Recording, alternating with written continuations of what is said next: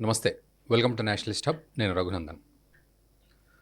అయోధ్య బాలరాముని ప్రాణప్రతిష్ఠ కార్యక్రమం అంగరంగ వైభవంగా జరిగింది. ఎంతో శాస్త్రోక్తంగా, అద్భుతమైన రీతిలో, దేశం గర్వించదగ్గ విధంగా ఆ ఘట్టం మొత్తానికి మనం పండగ రూపంలో జరుపుకున్నాం. ఎంతోమంది ప్రభావవంతమైన వ్యక్తులు దేశవ్యాప్తంగా వాళ్ళంతా కూడా మనస్ఫూర్తిగా ఆ కార్యక్రమంలో పాల్గొన్నారు, అతిథులుగా వచ్చారు. మొత్తానికి అక్కడ కార్యక్రమాన్ని వీక్షించి ఎంతో ఆనందోత్సాహాలతో గడిపారు. ఇదంతా ఒక ఎత్తు. మరోవైపు అక్కడ వేదికపై ప్రధాని మోదీ మాట్లాడుతూ రాముడు వివాదం కాదు, సమాధానం అన్నారు. మరోవైపు కొత్త కాలచక్రం మొదలైంది అన్నారు. దీనికి తోడు అయోధ్య రామాలయాన్ని నిర్మించుకున్నాం, ఇక దేశ నిర్మాణం మిగిలి ఉంది అని అన్నారు. ఇవన్నీ కూడా చాలా విషయాలు తాను మాట్లాడారు. చాలా అద్భుతమైన ప్రసంగం. మన భవిష్యత్తు గురించి కూడా చాలా విషయాలు మాట్లాడారు.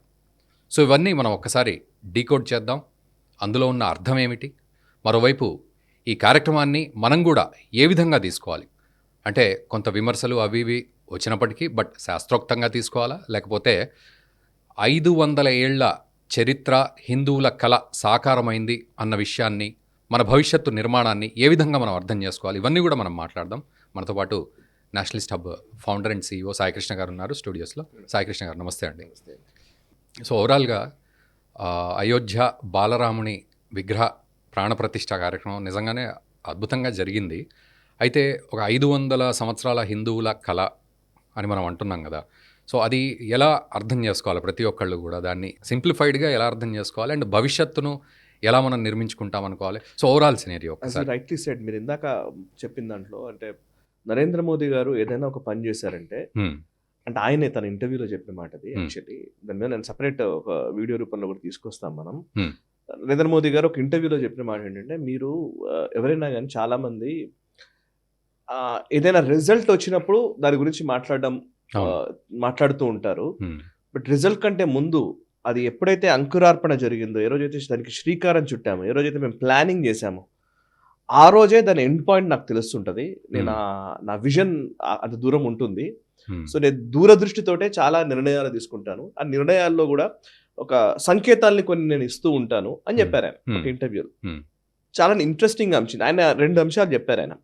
ఒకటి, భారత్ మండపం అని ఢిల్లీలో ఏదైతే నిర్మించారో, మనం G20 సదస్సు అప్పుడు భారత మండపం గురించి విపరీతంగా చర్చ చేశాం.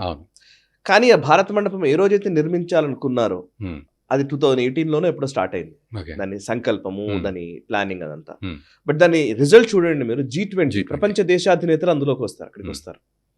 సో అట్లా లెక్క వేస్తే, అండ్ ఈవెన్ ఆ statue of unity, Sardar Patel విగ్రహం కూడా ఆవిష్కృతమైన సందర్భం. అంతకుముందు అందరూ కూడా విమర్శించారు. ఏదో స్టాచ్యూ ఆఫ్ యూనిటీ అంట, విగ్రహం కడుతున్నారట, విగ్రహం వల్ల ఖర్చు, దీని బదులు ఏదైనా హాస్పిటల్ కట్టొచ్చు కదా, ఇంకోటి కట్టొచ్చు ఏదో చెప్పారు చాలా మంది. బట్ ఈ రోజు అది ఒక ఎకానమీ లాగా మారిపోయింది. అద్భుతంగా అక్కడికి టూరిస్టులు వెళుతూ ఉన్నారు. చాలా ఇన్కమ్ కూడా అక్కడి రాష్ట్ర ప్రభుత్వానికి వస్తుంది. చాలా మందికి ఉపాధి దొరుకుతోంది. ఇవన్నీ పటాపంచలు అయిపోయాయి ఈ ఆర్గ్యుమెంట్స్ అన్నీ కూడా. సో అయోధ్య విషయంలో కూడా ఈ రోజు మనం మాట్లాడుకుంటే, మీరు ఇందాక అన్నారు అయోధ్య ప్రాణప్రతిష్ఠ సందర్భంగా మోదీ గారు మాట్లాడిన మాటల్లో రాముడు వివాదం కాదు, సమాధానం అన్నారు. సో ఈరోజు చాలా సంవత్సరాలు, నాకు తెలిసి 20 సంవత్సరాలు 30 సంవత్సరాలు ఎప్పుడైతే అయోధ్య మూమెంట్ వచ్చిందో అప్పటి నుంచి ఇప్పటి వరకు, అది గత 5 ఏళ్ల క్రితం వరకు కూడా వివాదంగానే అందరూ చిత్రీకరిస్తూ వచ్చారు. నిజానికి జర్నలిస్టులుగా మీకు కూడా అనుభవమే కాబట్టి, మనము ఎక్కడైనా ప్రెస్లో కానీ మీడియాలో కానీ మనం ఏమైనా డిస్కషన్స్ చేయాలన్నా, ఒక స్టోరీ రాయాలన్నా, ఇంకోటి చేయాలన్నా, నిజానికి 2000 అంతకుముందు కూడా ఈవెన్ టైంలో 15 ఏళ్ల జర్నలిజంలో నాకు తెలిసి ఎన్నో డిబేట్లు చేస్తుంటాం మనం, ఎన్నో డిస్కషన్స్ చేస్తుంటాం, ఎన్నో అయోధ్య గురించిన స్టోరీస్ రాస్తుంటాం, రిపోర్ట్స్ చేస్తుంటాం. అన్నిట్లోనూ అదర్ సైడ్ అని ఎవరినో తీసుకొచ్చి కూర్చునేబెట్టడం జరిగేది. మీరు అబ్జర్వ్ చేసి చూస్తే ఎవరో ఒకళ్ళని దీన్ని రాముడిని వ్యతిరేకించేవాడే తీసుకొచ్చి కూర్చునేబెట్టడం, ఏ నాస్తికుడినో, లేకపోతే ఏ ముస్లిం సంప్రదాయానికి సంబంధించిన వ్యక్తినో, లేకపోతే ఎవరినో ఒకరిని తీసుకొచ్చేసి ఇద్దరి మధ్య డిబేట్ నడిచేది. ఇక్కడ విశ్వ హిందూ పరిషత్ అతను ఉంటాడు, అటువైపు ఇంకొకరు ఉంటారు, ఇద్దరి మధ్య డిబేట్ నడుస్తూ ఉండాలి. సో డిబేట్ కూడా వివాదమే ఎప్పుడు అంతే. అయ్యో దానికి ఏం పరిష్కారం ఇస్తారంటే ఎవరు ఎవరి గురించి మాట్లాడడం ఉండదు. అంటే జనరల్గా మాట్లాడితే వీళ్ళ వాదన అనిపిస్తారు, వీళ్ళ వాదన అనిపిస్తారు, ఇద్దరి మధ్య డిబేట్ జరుగుతుంది. ఆ డిబేట్లో యాంకర్ చాలా ఎలా ఉంటారంటే ప్రతి ఛానల్ కూడా ఒక న్యూట్రల్ రోల్ పోషించి అవును. అందులో నిజమేంటి అబద్ధం ఏంటి అనే చర్చ అసలు చేయరు. అవును. అసలు చేయరు. నాకు అది నచ్చకే చాలాసార్లు నేను కూడా అసలు నేషనల్ స్టాప్ పెట్టిన రోజు నుంచి కూడా మనం అయోధ్యలో రామాలయం కట్టాల్సిందే అని ఒక స్టాండ్ తీసుకొని మాట్లాడినా నేను నిజానికి.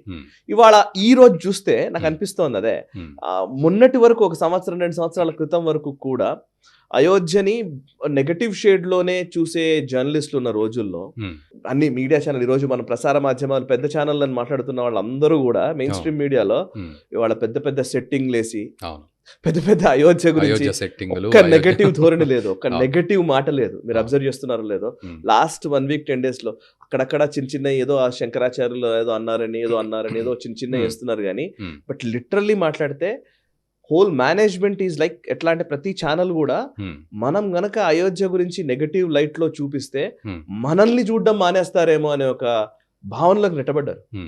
ఒక రకంగా చెప్పాలంటే ఇది ఒక డిఫెన్సివ్ ధోరణి ఈ రోజు కనబడుతుంది ఈవెన్ మీడియా ఛానళ్లలో కూడా. ఈ రోజు ఒకవేళ నువ్వు అయోధ్య గురించి తప్పుగా మాట్లాడితే నువ్వు అవుట్. సో అంత వాతావరణం బిల్డ్ అయింది ఈరోజు దేశంలో.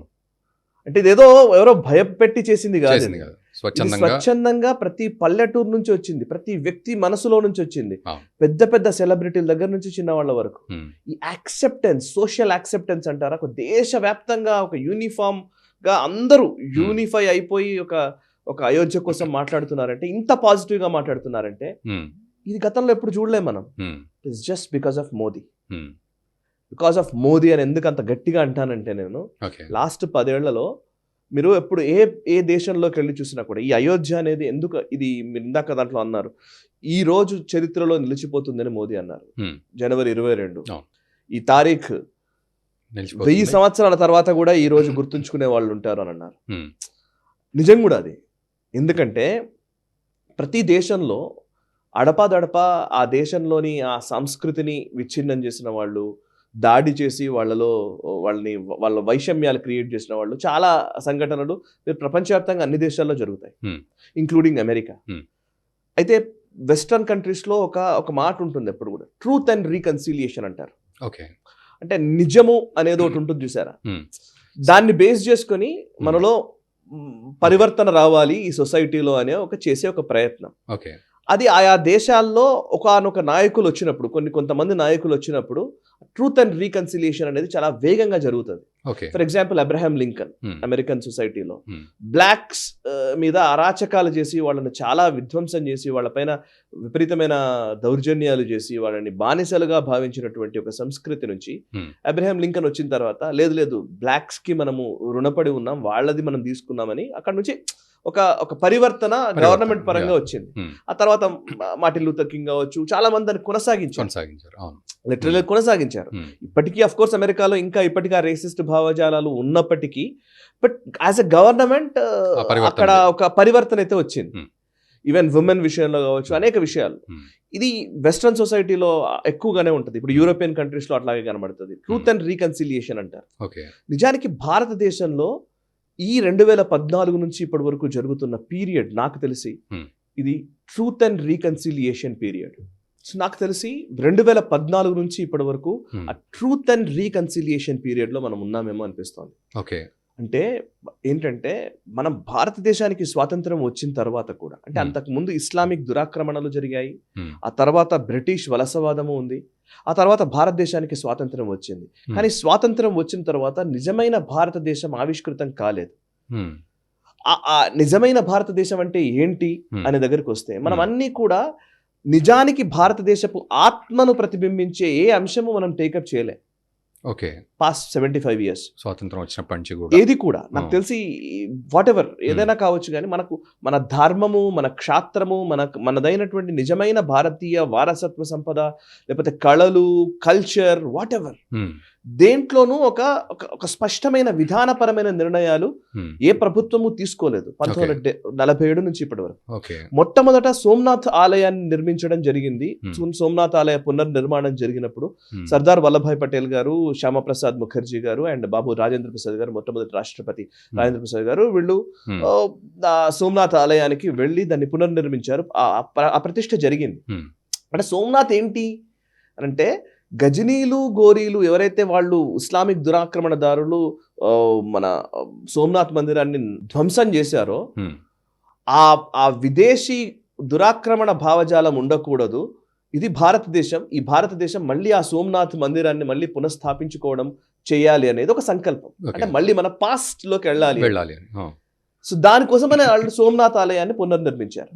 నిజానికి ఆ రోజు మొట్టమొదటి రాష్ట్రపతి బాబు రాజేంద్ర ప్రసాద్ గారు వెళ్ళారు, సర్దార్ వల్లభాయ్ పటేల్ గారు ఉన్నారు, శ్యామప్రసాద్ ముఖర్జీ గారు అన్ని చూసుకున్నారు.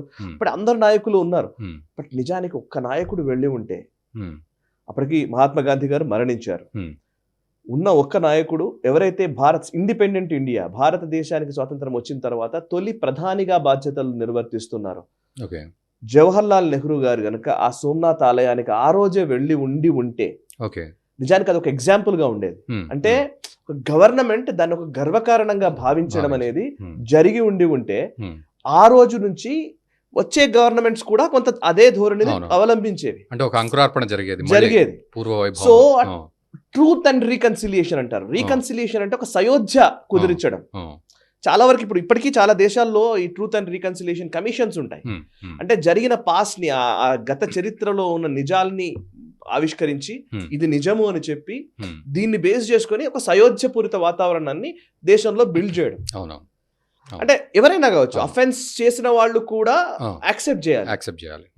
నేను దాడి చేశాను, మా పూర్వీకులు ఎవరో చేసుంటారు, బట్ దానికి మేము క్షమాపణలు చెప్తున్నామని చెప్పడమో, లేకపోతే లేదు రిగ్రెట్ అవుతున్నామని చెప్పడమో, లేదు ఇలా ఉండకూడదు, ఇప్పటి నుంచి మన ఇద్దరం ఇలా నడుద్దాం అని అనుకోవడం, అదొక వాతావరణం కదా. అది నిజానికి గవర్నమెంట్ అలాంటి ఒక ప్రయత్నమే చేయలేదు. చేయకపోగా ఏం చేశారంటే ఇస్లామిక్ దురాక్రమణదారుల వారసులుగా ఒక సముదాయం మొత్తాన్ని అంటగట్టేశారు. పాపం వాళ్ళకి తెలియకుండా. ఈరోజు ఇప్పుడు మన ఓల్డ్ సిటీలో చూస్తే నిజాం అన్నాం అనుకోండి, నిజాం వారసులుగానే ముస్లింలను చూసే పరిస్థితిలోకి నెట్టేశారు. మామూలు వ్యక్తులు కూడా అవును నేను ఇప్పుడు నిజాం వారసుడేమో అనుకునేలాగా. ఇస్లామిక్ దురాక్రమణ బాబర్, అక్బర్ లేదా షాజహాన్, ఔరంగజేబ్ వీళ్ళు చేసిన దురాగతాలకి ఈ రోజున్న ముస్లింస్ అందరూ కూడా మేము వాళ్ళ వారసులమే అనుకునేలాగా కదా దిస్ పొలిటికల్ ఎన్వైరన్మెంటే కదా క్రియేట్ చేసింది లాస్ట్ 75 years లో. సో వాళ్ళు అదే భావంలోకి వెళ్ళిపోయారు. సో నిజానికి ట్రూత్ చెప్పగలిగి ఉంటే ఈ రోజుకి మీరు అబ్జర్వ్ చేసి చూస్తే 75 ఏళ్ల తర్వాత నాకు తెలిసి 10-20 ఏళ్ల క్రితం నుంచి మనం చూస్తున్నాం కదండి. ఇప్పుడు దళితుల పైన దాడులు జరిగాయి, అంటరానితనం అన్నారు, చాలా విషయాలు చేశారు. వీటిలో పరివర్తన రావాలి, దీనిలో మార్పు రావాలి అనుకున్నాము.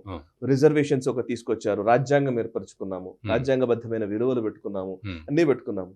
నిజానికి ఏదైతే అప్పర్ కాస్ట్ అని చెప్తున్నారో, ఏదైతే ఓసీలు అని అంటున్నారో, ఎవరైతే అరచివేసిన వాళ్ళు ఉన్నారో వాళ్ళలో అయితే కొంత పరివర్తన వచ్చింది. ఈ రోజు అయితే నీకు ఎవరు కూడా ఎవరో మా వెనకట ఎవరో తప్పులు చేస్తుంటే మమ్మల్ని క్షమించండి అయ్యా, ఇప్పుడు పక్కన వదిలేయండి, వాళ్ళకి చేసిన తప్పులకు మమ్మల్ని ఎందుకు బాధ్యతలు చేస్తారు అంటున్నాం కదా. ఇదే భావన ప్రతి వర్గం నుంచి రావాలి కదా అంటున్నాను నేను. 100%. సో ఇక్కడ ఇదే భావన, ఇది వీళ్ళకి రాకపోయినా తప్పే, అది వాళ్ళకి రాకపోయినా తప్పే. ఈ భావన వచ్చే విధంగా ఒక వాతావరణం బిల్డ్ కాలేదు. లాస్ట్ 2014 తర్వాత నుంచి ట్రూత్ నిజం ఏంటో తెలుసుకోవడం మొదలైంది. మీరు అన్నదానికి ఒక ఎగ్జాంపుల్ అండి. అంటే యోగి ఆదిత్యనాథ్ ఆయన ఏమన్నారు అంటే, సో ఈ జ్ఞానవాపి టెంపుల్ విషయంలోనే ముస్లిం వర్గాలే ముందుకొచ్చి ఇచ్చేయాలి మీరే. ఎగ్జాక్ట్లీ. సో మీరన్న అది జరగాలి. ఎగ్జాక్ట్లీ. అసలు అయోధ్య చిన్నది కదండి నిజానికి మాట్లాడితే. ఇప్పుడు అయోధ్య వివాదం ఎందుకైంది అసలు? అక్కడ బాబర్ అనేవాడు ఒక కట్టడం కట్టాడండి. ఆ కట్టడానికి కింద గుడి ఉందన్న విషయం అందరికి తెలిసిందే. ఎవరో మనం చెప్పేది కేకే మహమ్మద్ గారు, ఎవరైతే ముస్లిం వర్గానికి చెందిన వ్యక్తే కదా, ఆర్కియాలజీ డిపార్ట్మెంట్ సైంటిఫిక్ గా చెప్పారు. అక్కడ గుడి మీద ఈ మసీద్ కట్టారు అని కదా, కట్టడం కట్టారు, మసీద్ కూడా కాదు అది. నిజానికి అక్కడ ప్రార్థనలు చేయట్లేదు చాలా సంవత్సరాల నుంచి. కొన్ని సంవత్సరాలు ప్రార్థనలు చేయకపోతే పోయినట్టే. అండ్ ఇంకోటి, మహమ్మద్ ప్రవక్త నమాజ్ చేసినటువంటి మసీదునే కూల్చేశారు సౌదీలో. మొహమ్మద్ ప్రవక్త అంటే నిజానికి వాళ్ళ ప్రాఫెట్ నమాజ్ చేసిన మసీదునే కూల్చేశారు డెవలప్మెంట్ లో భాగంగా. సో మసీద్ కు ప్రామాణికత ఏం లేదు అని కదా తెలిసింది. తెలుసు కదా, తెలిసి కూడా మసీదు ప్రామాణికత లేదు అని తెలిసి కూడా అదేదో నా పైన దాడి అంటే అది, అండ్ నువ్వు అక్కడ ఏమి చేయట్లేదు కూడా. ఇది ఎవరు చెప్పిన వాళ్ళు లేరు చాలా సంవత్సరాలు. ఇప్పుడు నేను అందుకు ఇందాక అంటున్నాను, మనం డిబేట్స్ లో కూడా, మనం జర్నలిజంలోకి వచ్చిన రోజు, నేను జర్నలిజంలోకి వచ్చిన రోజు కూడా అండి, అయోధ్య అంటే ఒక బ్యాడ్ లైట్ లోనే తెలుసు. ఎవరు వచ్చారో కూల్ చేశారు. December last 36 6th black day అన్నప్పుడు చెప్తున్నాను నేను. December 6, 1992 బ్లాక్ డే గా దాన్ని చిత్రీకరించి ఆ రోజు కూల్ చేశారు. సీరియస్ అందరూ మసీదును కూల్చి మందిరం కట్టారనే దాన్ని ప్రచారం చేశారు కదా. మందిరాన్ని కూల్చి కదా అక్కడ ఒక కట్టడం కట్టింది. దాన్ని ఎందుకు మాట్లాడరు? 1528 లో కదా మందిరాన్ని కూల్చారు కదా. మందిరం కూల్చి కదా మసీద్ కట్టింది లేదా బాబ్రీ కట్టడం కట్టింది. ఆ ట్రూత్ కావాలి కదా. ట్రూత్ కదా కావాల్సింది. అది నిజం ఎవరు చెప్పకపోయేసరి. నిజం గురించి మాట్లాడితే నువ్వు సంఘీ, నువ్వు మతోన్మాది, నువ్వు ఉగ్రవాది, నువ్వు సెక్యులరిజం కు విఘాతం. ఇది ఈ భ్రమ తొలగిపోయింది. పాస్ట్ 10 years దీని మీద చర్చ మొదలైంది, యాక్సెప్టెన్స్ మొదలైంది. అండ్ నిజానికి చెప్పాలంటే సయోధ్య రీకన్సిలియేషన్ అన్నారు కదా. ఈ రీకన్సిలియేషన్ ఈ రోజు మనము సుప్రీంకోర్టు జడ్జిమెంట్ తో జరగలేదు. ఇది నా ఉద్దేశం ప్రకారం. సుప్రీంకోర్టు జడ్జిమెంట్ కంటే ముందే వెలుపలే ఒక సయోధ్యాపూరిత వాతావరణం వచ్చింది. మీరు గమనిస్తే మోదీ గారు ప్రధాని అయిన తర్వాత art of living Ravishankar Guruji ఆధ్వర్యంలో ఆయన చాలా వక్ఫ్ బోర్డులకు సంబంధించి, పర్సనల్ లా బోర్డులకు సంబంధించి ముస్లిం మత పెద్దల్ని కలిశారు. RSS డాక్టర్ శ్రీ మోహన్ భాగవత్ జీ కూడా చాలా వరకు ఈ ముస్లిం ఆర్గనైజేషన్స్ తో సంప్రదింపులు చేశారు. అటు మన యోగా గురు రామ్దేవ్ బాబా దీనిలో ఒక ప్రయత్నం చేశారు. అంటే స్వామీజీలు, గురూజీలు లేకపోతే ఈ హిందూ సొసైటీకి సంబంధించిన వాళ్ళ నుంచి ఒక స్టెప్ ముందుకు వెళ్ళి వాళ్ళతో చర్చలు జరపాలి అనే ఒక వాతావరణం బిల్డ్ అయింది. ఒక సయోధ్యాపుర రీకన్సిలియేషన్ జరిగిందని, నిజమేంటో తెలిసే ప్రయత్నం జరిగింది. రీకన్సిలియేషన్ జరగడం వల్ల సుప్రీంకోర్టు కూడా ఇప్పుడు ఎమోషనల్ వాతావరణం లేదు కాబట్టి సో మనం ఈజీ నిర్ణయం తీసుకోవచ్చు అనే ఒక భావన వాళ్ళకి ఉండవచ్చు. మేబీ అక్కడ ఎవిడెన్స్లు ఇవన్నీ కారణం అవుతాయి, అది న్యాయ పోరాటం, అది వేరే. సో అనేక అంశాలు ఇందులో ముడిపడి ఉన్నాయి. సో ఆ ట్రూత్ అండ్ రీకన్సిలియేషన్ జరిగిన పీరియడ్ గా నేను ఎందుకు ఇది అంటున్నానంటే, ఈ టైంలోనే మీరు అబ్జర్వ్ చేస్తే కరెక్ట్ గా సుప్రీంకోర్టు జడ్జిమెంట్ వచ్చిన రోజు వరకు, అంటే అంతకు ముందు అలహాబాద్ హైకోర్టు తీర్పు నేను రిపోర్ట్ చేశాను, నాకు గుర్తుంది బాగా, 2010 అనుకుంటాను. అలహాబాద్ హైకోర్టు తీర్పు ఇచ్చింది, అంటే ముగ్గురికి అక్కడ హక్కు ఉంది అని ఏదో ఇచ్చింది. ఆ తీర్పు ఇచ్చినప్పుడు నాకు గుర్తుంది విపరీతమైన మాహోల్, చర్చ అసలు మామూలు చర్చ కాదు, ఇటు పాజిటివ్ ఇటు నెగటివ్, ఎవరిది నిజం ఎవరిది అబద్ధం అన్నట్టుగా ఉండింది. Mixed emotions. But 2019 supreme court judgement వచ్చినప్పుడు ఒక రకంగా చెప్పాలంటే అందరి యాక్సెప్టెన్స్ పెరిగింది. 2019 జడ్జిమెంట్ కి అందరి యాక్సెప్టెన్స్ వచ్చింది. అండ్ కొంతమంది ప్రెస్ మీట్లు పెట్టారు, ఈ ఓవైసీ లాంటి వాళ్ళు వీళ్ళు ఒకరిద్దరు ప్రెస్ మీట్లు పెట్టి మాట్లాడారు. ఈ రోజు అయోధ్యలో రామ మందిర నిర్మాణం జరిగింది. ఈ రోజు ఆ ప్రెస్ మీట్లు కూడా లేవు. కేవలం ట్వీట్స్ కి పరిమితమయ్యారు. అది కూడా చాలా తక్కువ మంది, 0.0001% మాత్రమే ఈ రోజు నెగటివిటీ ఉంది. సో మిగతా అంతా పాజిటివిటీ వచ్చింది. సో దిస్ ఇస్ వాట్, ఇందుకోసం ఇది ఒక చరిత్రలో ఒక గేమ్ చేంజర్. రాబోయే రోజుల్లో భారత ప్రస్థానానికి ఇది ఒక మైలురాయి ఎందుకు అవుతుంది అని అంటే, ఇది ఒక మొత్తం ట్రాన్స్ఫర్మేషన్. మీరు అబ్జర్వ్ చేస్తే పెద్ద పెద్ద నాయకుల దగ్గర నుంచి, సెలబ్రిటీల దగ్గర నుంచి, మామూలు వ్యక్తుల వరకు అసలు అందరూ సెలబ్రేట్ చేసుకుంటున్నారు. ప్రతి ఊర్లో సెలబ్రేషన్ జరుగుతోంది. ప్రతి గుడి పండగ వాతావరణం సంతరించుకుంది. ఈరోజు భారతదేశంలో మన భారత కాలమానం ప్రకారం, మన పంచాంగం అంటారా, మన క్యాలెండర్ అంటారా, వాట్ ఎవర్ ఇట్ మే, దాంట్లో ఇంకొక పండగ వచ్చింది, అది జనవరి 22 అయోధ్య. సో మీరు ఏ స్టార్స్ చూడండి, మూవీ స్టార్స్ అనుకోండి, అమితాబ్ బచ్చన్, నీకు అక్షయ్ కుమార్, లేకపోతే మాధురి దీక్షిత్, హేమ మాలిని, లేకపోతే అటు మన తెలుగు అయితే చిరంజీవి, రామ్ చరణ్, అటు రజనీకాంత్. సో ఎవరైనా బిగ్ స్టార్స్, క్రికెట్ అనుకోండి సచిన్ టెండూల్కర్, విరాట్ కోహ్లీ, పెద్ద పెద్ద, అంటే మీరు ఏ విభాగం తీసుకున్నాం, మీరు ఇండస్ట్రియలిస్ట్ అనుకున్నారు అనుకోండి, అంబానీ, అటు బిర్లాలు, మహీంద్రాలు, లేకపోతే అందరూ. సో ఒక భారతదేశంలో ప్రతి విభాగం నుంచి ప్రతి వ్యక్తి కదిలిన ఒక రకంగా చెప్పాలంటే తన గర్వంగా ఫీల్ అవుతున్నటువంటి ఒక మూమెంట్ అయోధ్య. ఇది జస్ట్ బికాస్ ఆఫ్ మోదీ. ఎందుకంటే మోదీ ప్రజల యాక్సెప్టెన్స్ ఉన్న నాయకుడు, పొలిటికల్లీ పవర్ఫుల్ నాయకుడు. ఆయన తన గవర్నమెంట్ ఉంది. ఎట్ ద సేమ్ టైం ఆయనకంటూ ఒక స్టేచర్ ఉంది, ఒక క్రెడిబిలిటీ ఉంది. నిజానికి ఇదే పని గనక 75 ఏళ్ల క్రితం, నేను అదే అన్నాను, అందుకే సోమనాథ్ టైంలో గనక జవహర్ లాల్ నెహ్రూ చేసి ఉంటే ఈ పార్టీకి భారతదేశంలో అసలు మతము అనే కాన్సెప్ట్ మీద అసలు చర్చే ఉండేది కాదు. ఈ చెత్త ఇవన్నీ ఉండేదే కాదు. ఒక గొప్ప అద్భుతమైన దేశం నిర్మితం అయ్యి ఉండేది పాటికి. ఎగ్జాక్ట్లీ. ఆ రోజు జవహర్లాల్ నెహ్రూ చేయలేదు, ఆ తర్వాత వచ్చిన వాళ్ళు ఎవరు దాన్ని పట్టించుకోలేదు, ఇంకా పైపెచ్చు విభజనవాదాన్ని ఎంచుకునే పరిస్థితిలోకి వెళ్ళిపోయారు. అందుకే కదా అన్ని చూసాం. ఈ రోజు అది మారిందని నా అభిప్రాయం. అండ్ ఇక్కడ ఇంకొకటి అండి, ఇప్పుడు మీరు ఇందాక అన్నారు దేశ నిర్మాణం పూర్తిగా జరగలేదు అని. సో ఒక్కసారి బ్యాక్ స్టోరీకి వెళ్తే 1947 నుంచి జరగలేదు అన్నారు కదా. అవును. సో అంటే మీ రీసెర్చ్ ప్రకారం ఎప్పటి వరకు మన దేశం ఒక అద్భుతమైన దేశంగా ఉండింది, ప్రపంచానికి ఎలా మనం కాంట్రిబ్యూట్ చేసాం, అండ్ ఆ తర్వాత ఎలా మనం దిగజారిపోయాం, అండ్ ఎలా మనం ఇప్పుడు నిర్మించుకోవాలి ముందు ముందు? ఎగ్జాక్ట్లీ, మంచి ప్రశ్న. యాక్చువల్లీ 1947 నుంచి మనం ఆడుతున్నాం కదా. 1947లో మనం పెద్ద గొప్పగా ఉన్నామా? ఏముంది మన దగ్గర? అంతా చాలా పేదరికంలో మగ్గుతున్నాం, మనకి ఏమీ లేదు. ఎవరో మదర్ తెరిసా లాంటి వాళ్ళు వచ్చి మనల్ని ఆదుకున్నారు, వాళ్ళు ఎవరో వచ్చి ఏదో చేశారు, వీళ్ళు ఎవరో వచ్చి ఏదో చేశారు అంటే దరిద్రపు వాదన వినిపిస్తారు అందరూ. నిజానికి మన గురించి మనకు తెలియదు. మన దేశంలో ఉన్న వాడికి ఎవరికి కూడా మన దేశపు గొప్పతనం తెలియదు. ఎందుకంటే నేనేం చెప్తున్న మాట కాదు ఇది. యాంగస్ మాడిసన్ అని పెద్ద ఎకానమిస్ట్ ఆయన నిజానికి ఇంటర్నేషనల్ రెనౌండ్ వ్యక్తి. So Angus Madison British economist. ఆయన ఎవరైతే మన బ్రిటిష్ వలస పాలనే కదా ఇప్పటికీ మనకు ఆ భావజాలం ఉంది కదా. తాళి చెప్పిందే మనం వింటాం, ఎందుకంటే BBC చెప్తే మనకు గొప్పది, న్యూయార్క్ టైమ్స్ చెప్తే మనకు గొప్పది. మన దగ్గర ఉన్న వాళ్ళు మనం మీరు నేను మాట్లాడడం అది పెద్దగా ఇట్స్ ఓకే మనవాడే చెప్పాడు కదా అనిపిస్తుంది. బట్ అందుకే నేను యాంగస్ మాడిసన్ అనే వ్యక్తి బ్రిటిష్ ఎకానమిస్ట్ ఇచ్చినటువంటి ఒక రిపోర్ట్ ఏంటంటే 15వ శతాబ్దం కంటే ముందు, అంటే మనం AD అనే మాట యూజ్ చేయాల్సిన అవసరం లేదు, కామన్ ఎరా అనుకుందాం.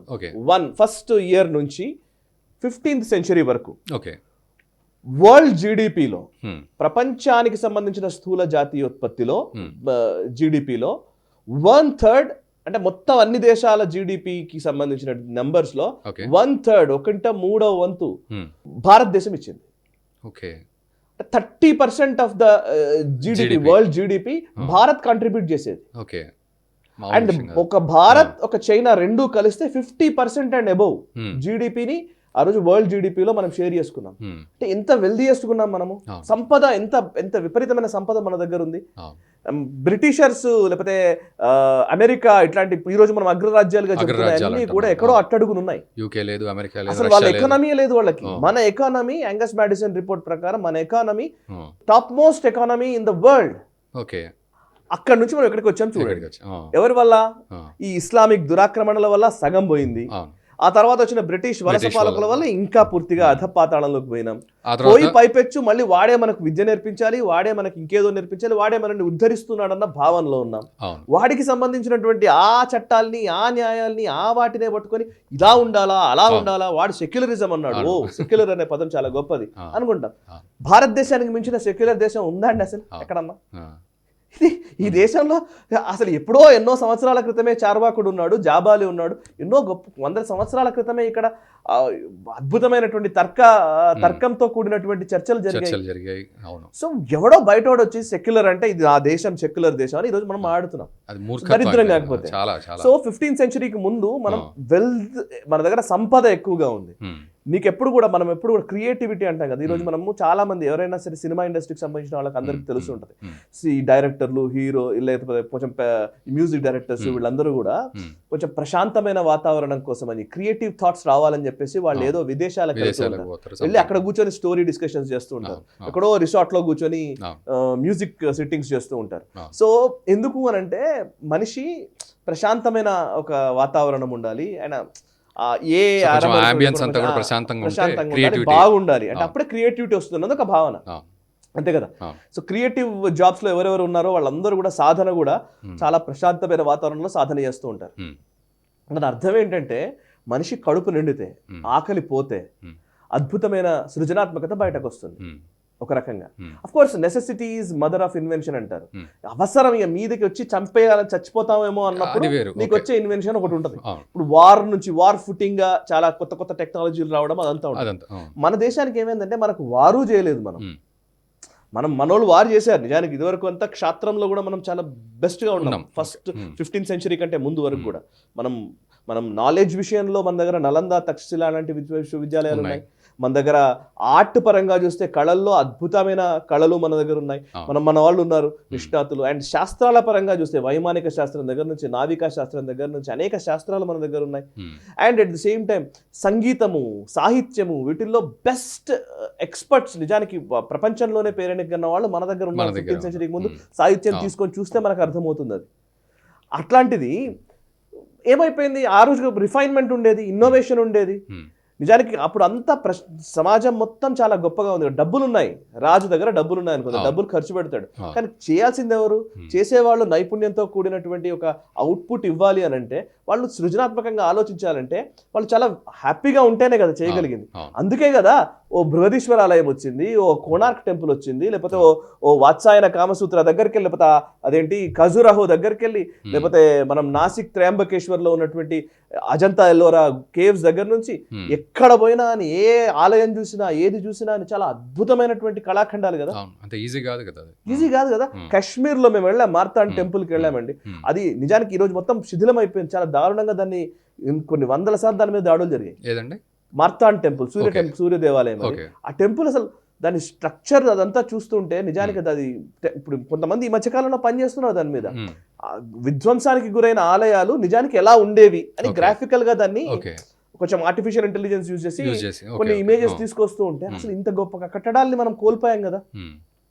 ఆ రోజు అంత మంచి కట్టడాలు ఎవరు చేశారు? ఏదో మన బ్రాహ్మణ్సే చేశారా? మొత్తం సొసైటీ మొత్తం కలిపి కదా చేసింది. అన్ని వర్గాల వాళ్ళు ఓన్ చేసుకున్నారు. శిల్పాన్ని ఒక ఆలయంలోని ప్రతి ప్రతిమను చెక్కడం దగ్గర నుంచి ప్రతి దాన్ని తయారు చేయడం, ఎవ్రీథింగ్ అన్నింటిలోనూ ప్రతి వర్గము అందులో భాగస్వామ్యం తీసుకుంది. సో దట్ మనం గొప్ప వెల్దియెస్ట్ కంట్రీగా మనం నిలవగలిగాం. అన్నిట్లో వెల్దియెస్ట్. ఇది ఎవరికైనా తెలుసా? 47 తర్వాత జరగాల్సింది ఏంటి అసలు నిజానికి? మనం ఎవరం అసలు? మన రూట్స్ ఏంటి? మనం ఎక్కడికి పోవాలి? ఏం చేయాలి? మనం ఏమైనా ట్రూత్ కోసం మన ప్రయత్నం ఏమైనా జరిగిందా? సత్య శోధన ఎవరైనా చేశారా? 100% జరగలేదు. అది జరుగుతుంది అంటున్నాను నేను. ఈ రోజు తెలుస్తోంది చాలా మందికి. ఈ రోజు అందుకు యాక్సెప్టెన్స్ వచ్చింది. ఏదో మోదీ వచ్చేసి ఏదో బీజేపీ కోసం ఇది జరుగుతుందని అంటే పొరపాటు. అది ఇది యాక్సెప్టెన్స్ ని తీసుకురావడంలో మోదీ ప్రభుత్వం చాలా అద్భుతమైన ప్రయత్నం చేసింది. ఆ ప్రయత్నం సఫలీకృతమైంది. అందుకే ఇంతకాలము మెగాస్టార్ చిరంజీవి గారికి తెలియదా రాముడు? అయోధ్య ఒక గర్వకారణమైన ఒక అంశమని ఈ రోజు ఎందుకు చెప్తున్నారు అని అంటే, ఈ రోజు మొత్తం దేశవ్యాప్తంగా వచ్చినటువంటి యాక్సెప్టెన్స్ ని దృష్టిలో ఉంచుకొని యాక్సెప్టెన్స్ ఉండడం వల్లే అందరూ మాట్లాడారు. ఎగ్జాక్ట్లీ. ఆ యాక్సెప్టెన్స్ తీసుకురావాలి అని అంటే నాయకుడి దగ్గర దానికంటూ ఒక విజన్ ఉండాలి, దానికంటూ ఒక పద్ధతి ఉండాలి, ఒక క్రెడిబిలిటీ ఉండాలి, విశ్వసనీయత ఉండాలి. ఇవన్నీ జరిగినాయి కాబట్టి ఇవన్నీ జరిగినాయి. జస్ట్ ఆ విగ్రహం చూస్తూ ఉంటే మనం ఎక్కడ రాముల విగ్రహం చూడలేదండి.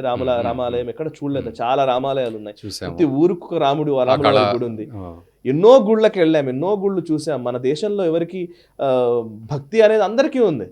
బట్ అయోధ్య అనే దానికి ఎందుకంత స్పెసిఫిక్ గా మనం అయోధ్యను చూసాం? Because of these emotions.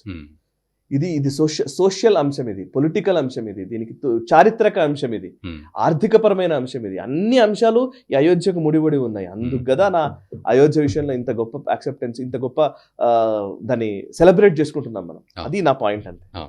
So నేను చాలా విషయాలు అడగాలని ఉంది, బట్ ఒక విషయం అంటే భవిష్యత్తుకు సంబంధించి ఒక విషయం అయితే అడుగుతాను.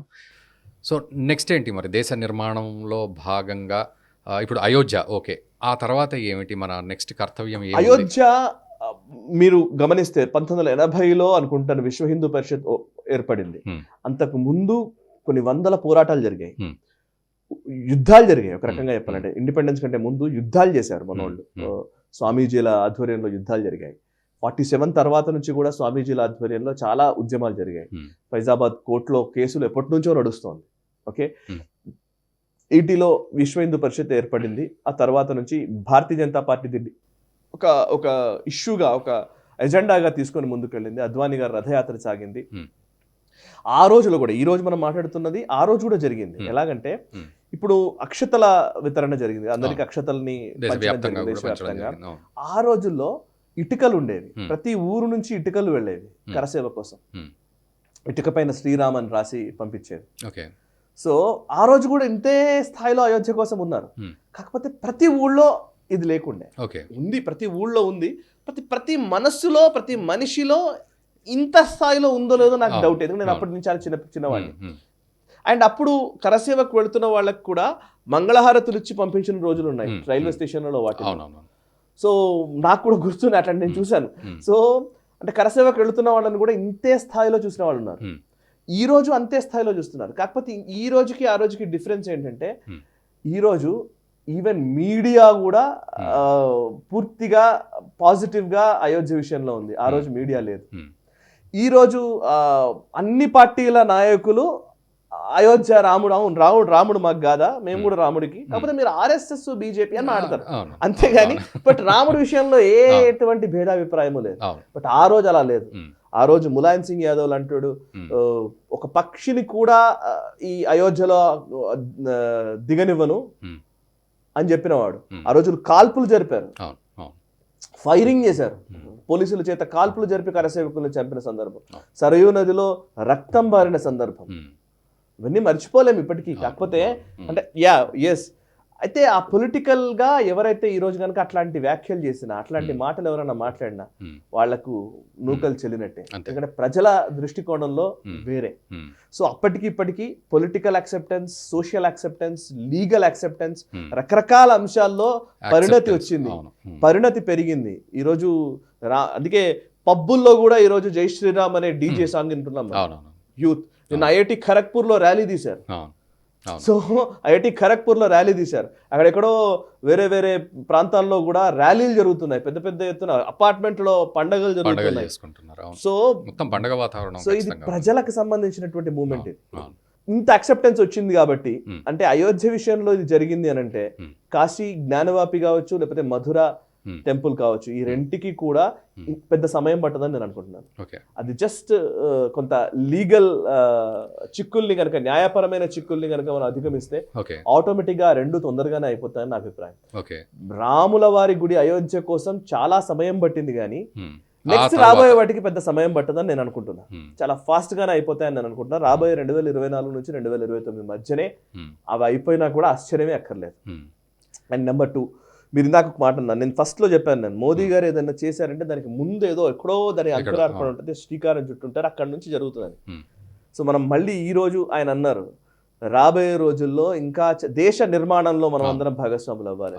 ఎస్, డెఫినెట్లీ ప్రతి ఒక్కళ్ళు దేశ నిర్మాణం అంటే దిస్ ఇస్ నాట్ జస్ట్ ఇంకోటి ఏంటంటే హిందుత్వ అంటే కేవలం హిందుత్వ భక్తికి సంబంధించిన అంశము, దేవుడికి సంబంధించిన అంశము, ఇంకో ఇతర మతాలకు వ్యతిరేకమైన అంశము ఇట్లా కాదండి. మోదీ గారి ఫార్ములా అది కాదు. నిన్న యోగి గారు చెప్పారు చూసారా, ఇది సాంస్కృతిక రాజధానిగా, ఒక సాంస్కృతిక రాజధానిగా అయోధ్య నిలబడింది అని చెప్పి, ఈ సాంస్కృతిక రాజధానికి హైవేలు ఎట్లా వేసామో దగ్గరికి వెళ్ళి చెప్పారు ఆయన. సో హైవేల దగ్గర నుంచి, ఇక్కడ డెవలప్మెంట్ దగ్గర నుంచి, అక్కడ ఏ హోటల్స్, అక్కడ టూరిజము, లేకపోతే యాత్రకు సంబంధించినటువంటి ఏర్పాట్లు, కొన్ని వందల వేల లక్షల మంది అక్కడికి రాబోయే రోజుల్లో వస్తారు. ఎయిర్పోర్ట్ నిర్మాణము, రైల్వే స్టేషన్, రకరకాలుగా ఆ ప్రాంతం అంతా అభివృద్ధి చెందుతోంది. సో బేసికల్లీ భారతదేశం ఎప్పుడూ అంతే. మన ఆలయము నిజానికి ఆర్థిక కేంద్రం. సో ఆలయం అందరూ వీళ్ళు అనుకుంటున్నట్టుగా ఏదో ఆలయంలో ఆలయాన్ని బేస్ చేసుకునే ఎకానమీ ఉండింది మన దేశంలో. సో అయోధ్య ఈ రోజు అట్లాంటి ఒక ఎకానమీనే సృష్టించబోతోంది. కాశీ విశ్వనాథ్ కారిడార్ ఏదైతే చేశారో, చేసిన తర్వాత ఇంకా విపరీతమైనటువంటి ఆర్థికంగా అక్కడ లాభం చేకూరుతుంది అని వింటున్నాం మనం. ఉజ్జయిని అలాగే జరుగుతోంది, అనేక ప్రాంతాల్లో జరగబోతోంది. సో దేశ నిర్మాణంలో ఆలయాల పాత్ర ప్రముఖంగా ఉండబోతుందని నా అభిప్రాయం. అండ్ వన్ మోర్ థింగ్, ఆయన మొన్న ఎందుకో 2 కీలకమైన సిగ్నల్స్ ఇచ్చారండి. ప్రధాని మోదీ. ఒకటి ఏంటంటే, ఇంకా హిందువులకి, హిందూ సమాజానికి మిగిలిపోయిన ఒక 2 కీలకమైన అంశాలు ఉన్నాయి. ఒకటి కాశీ జ్ఞానవాపి, అదే విధంగా మధుర, 2 ఫైన్.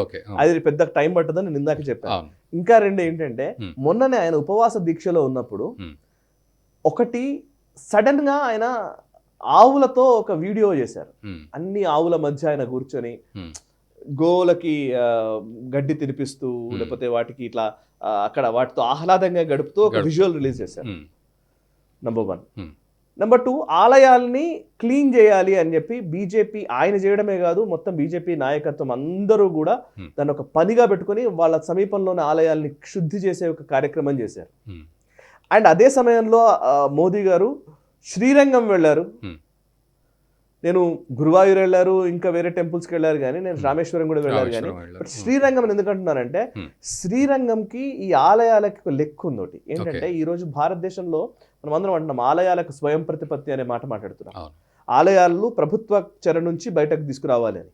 సో శ్రీరంగం టెంపుల్ యాజమాన్యం, ముఖ్యంగా అక్కడ ఉన్న వాళ్ళు అర్చకులు శ్రీరంగం ఆలయాన్ని తమిళనాడు ప్రభుత్వం వాళ్ళు టేక్ ఓవర్ చేశారు. ఈ ఆలయం అర్చకులు నడిపించొద్దు, మేమే చేస్తామంటే వాళ్ళు శ్రీరంగం ఆలయంకి సంబంధించి ఇది ప్రభుత్వం చెరలో ఉండకూడదు అని చెప్పి సుప్రీంకోర్టును అప్రోచ్ అయ్యారు. సుప్రీంకోర్టు శ్రీరంగంకి దీన్ని అసలు ప్రభుత్వం కంట్రోల్ చేయకూడదు అని చెప్పేసి మళ్ళీ వాళ్ళకే రిటర్న్ అర్చకులకి ఇచ్చింది. ఇది సుప్రీంకోర్టు ఇచ్చిన జడ్జిమెంట్. సో ఆలయాలకు స్వయం ప్రతిపత్తి అనే అంశంలో సుప్రీంకోర్టులో ఈరోజు మొత్తం దేశవ్యాప్తంగా ఉన్న ఆలయాలకు సంబంధించి చర్చ జరుగుతున్న టైంలో శ్రీరంగం టెంపుల్ ఎగ్జాంపుల్నే పెట్టుకొని మిగతా ఆలయాల విషయంలో కూడా లీగల్ బ్యాటిల్ నడుస్తోంది. సో మోదీ గారు శ్రీరంగంకి వెళ్ళారు. ఎట్ ద సేమ్ టైం దేశవ్యాప్తంగా మీ సమీప ఆలయాల్లో దాన్ని వాటిని శుద్ధి చేయండి అని ఒక మెసేజ్ ఇచ్చారు ఆయన చేయడంతో పాటు. అండ్ అయోధ్యలో రామ మందిరం నిర్మాణం జరుగుతోంది. నాకేమనిపిస్తుంది అంటే రాబోయే రోజుల్లో హిందూ సమాజానికి అపరిష్కృతంగా ఉన్నటువంటి రెండు కీలకమైన విషయాలు, ఒకటి గోవుల రక్షణ, గో రక్షణ విషయంలో ఏదో కీలకమైన నిర్ణయం ఆయన తీసుకోబోతున్నారేమో అని, ఎందుకంటే ఆయన విజువల్ చూస్తే. రెండోది ఆలయాల స్వయం ప్రతిపత్తి విషయంలో ఒక నిర్ణయం ఆల్రెడీ ఆయన తీసుకొని ఉంటారు అని. సో 2024 ఎలక్షన్స్ తర్వాత చేస్తారా లేకపోతే ముందు చేస్తారా? ఇప్పటికే మీరు కర్ణాటక లాంటి రాష్ట్రాల్లో బీజేపీ వాళ్ళ మేనిఫెస్టోలో కూడా పెట్టింది ఆలయాలకు స్వయం ప్రతిపత్తి అని. సో ఈ దేశవ్యాప్తంగానే మోదీ గారు ఒక పక్కా ప్లాన్ ఏమైనా చేయబోతున్నారు అనేది ఒక లెక్క, నా అంచనా.